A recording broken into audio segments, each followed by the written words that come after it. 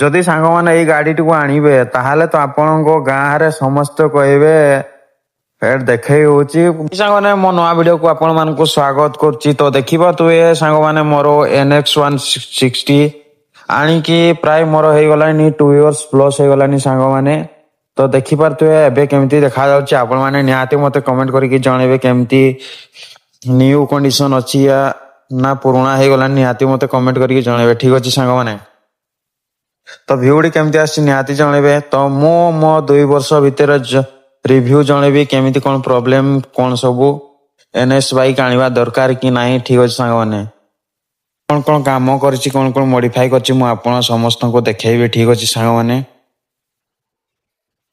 तो यही गाड़ी टे आनी के मु इंजिन 2 थर काम कर सारछि सांग माने आपण विश्वास जीवेनी 2 थर इंजिन मु खोली सारछि।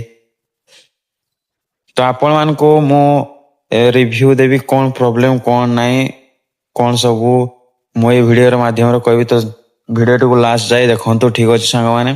तो आपनकर फर्स्ट टाइम प्रॉब्लम होबो आपनकर जो चेन स्पॉकेट टी अछि चेन स्पॉकेट आपण सब बेले जदी मेंटेनेंस करके चलेबे ठीक अछि नहले आपनकर बहुत जल्दी चेन स्पॉकेट साउंड पळे आसे तो आपण सब बेले मेंटेनेंस करके रखिथिबे ठीक अछि सांग माने।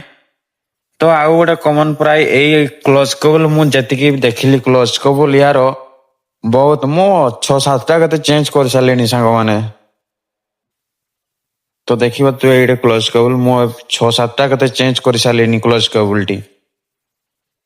बाकी गाड़ी टी केमती लागुची निहाती जणेबे आउ कोन मो मोर भूल जगो मु मोर इंजिन काम कर सारछि सांग माने आपण माने विश्वास जीवेनी 2 इयर्स भितरे। तो गाड़ी रे केमती देखा जाउची आपण निहाती कमेंट करके जणेबे। तो आपण को पाखरे को गाड़ी अछि निहाती आपण भी से कमेंट करके जणेबे।